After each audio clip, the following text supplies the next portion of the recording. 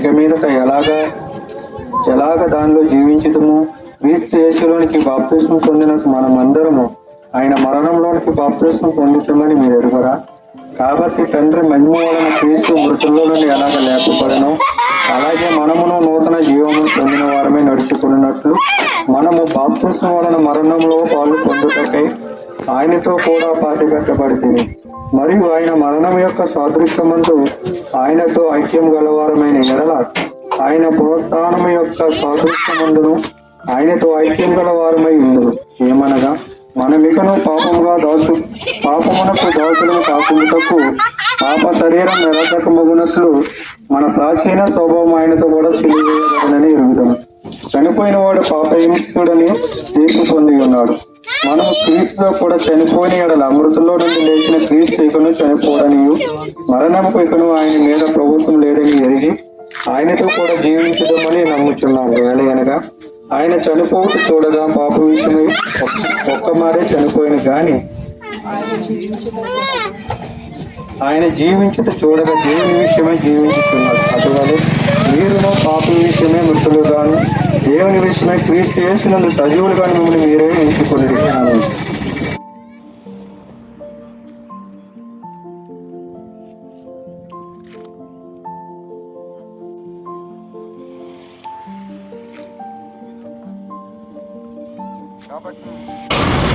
క్రీస్తులోనికి మునిగిన వారే నీటి బాప్తిస్మమునకు అర్హులు. పాపములు ఒప్పుకున్న వారే నీటి బాప్తిస్మమునకు అర్హులు.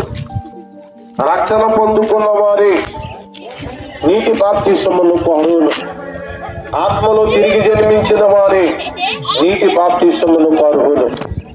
మరి సహోదరి శారద గారు తమ పాపమును ప్రభు అయిన యేసుక్రీస్తు ఎదుట ఒప్పుకొని తాను పశ్చాత్తాపడి ఇక నేను లోకంలో బ్రతకను, లోకంలో నేను జీవించను అని చెప్పి తన తీర్మానాన్ని ప్రకటించింది. కాబట్టినే తనకు ఈ బాప్తిసం అనే నీటి బాప్తిసానికి తీసుకుని వచ్చినాము. ఈమె బాప్తిసం పొందుకుంటున్నట్టు ఎవరు సాక్ష్యము? సంఘము. సంఘం అనగా మనం, సంఘము సాక్ష్యం. ఇక్కడ బాప్తిసానికి రావటములో దాని సాదృశ్యం ఏంటంటే, ఒక వ్యక్తి మన కుటుంబంలో చనిపోయాడు, అంగలార్చాం.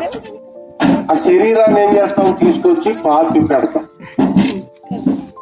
ఇప్పుడు కూడా పాపంలో చనిపోయావు కాబట్టి నీ పాత జీవితాన్ని పాతి పెట్టుటకు తీసుకుని వచ్చావు. ఎవరైనా చనిపోతే ఒక్కడే తీసుకుని మోసుకుని కప్పెట్టేడు కదా, లేకపోతే కాల్చేయడు కదా, అంతా వస్తారు. అలాగే సంఘం కూడా వచ్చింది. కాబట్టి ఇకపై నీటిలో మునిగి తిరిగి లేచిన తర్వాత నూతన శుద్ధిగా భావించుకుని ఆయనలో మీరు బతకాలని సంఘం తరఫున తెలియజేస్తున్నాం. మీరు కొంతకాలం మర్చిపోవచ్చు. 2వ తిమోతి పత్రికలు, పేతురు పత్రికలు రాయబడి ఉందండి. బాప్తిసం తీసుకున్న సందర్భం మర్చిపోయిన వాడు ఆయన ఎక్కడ జలయేరు మారుతుంది అప్పుడు బాప్తిస్మిచ్చి వ్యవహారాన్ని గుర్తుపెట్టాడు. నువ్వు మెస్సీయ కదా అని గుర్తుపెట్టినారని దేవుని వాక్యంలో మనం చేస్తున్నాం. కాబట్టి మనము కొన్ని రోజులు మర్చిపోం. అదేంటంటే మనకు అయిన వారు పోగొట్టుకున్న రోజు, ఆ రోజు వచ్చేటప్పటికి నా తండ్రి ఇలా చనిపోయాడని ఆ రోజు జ్ఞాపం చేసుకుంటాం. మనసులో ఉంటారు. ఘనమైన శ్రేష్టమైన నామానికి స్తోత్రములు, స్తుతులు, చనిపోయే ప్రభా తండ్రి తిరిగి మీరు ఎదగటానికి, జీవించటానికి, మళ్ళీ జన్మించడానికి ప్రభు ప్రజలను మేము వచ్చి ఉన్నాం. ప్రభావ మీరే జ్ఞాపకం చేసుకోండి. ఆ బిడ్డను మీరే పట్టుకోండి ప్రభా. ఒక ఆత్మ రక్షింపబడితే ప్రభా పరలోకంలో ఎంతో సంతోషకరంగా ఉంటుంది ప్రభా. వందనాలు.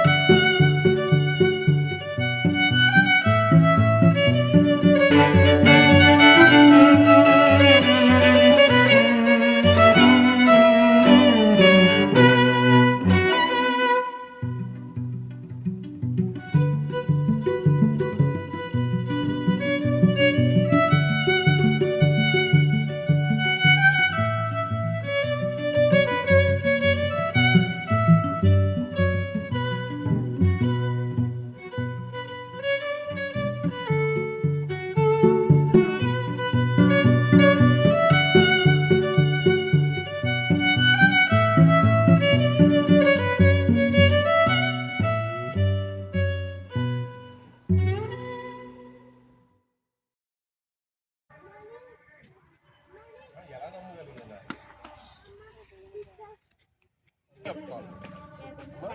మీరు నిర్ణయించుకోవటం కాదు, దేవుడు మీకు ఆ పాపాలు మీ నుండి తీసేశాడని నమ్మకం మీరు కలిగి ఉంటేనే మనం బాప్తీసానికి తీసుకుని వచ్చినాం.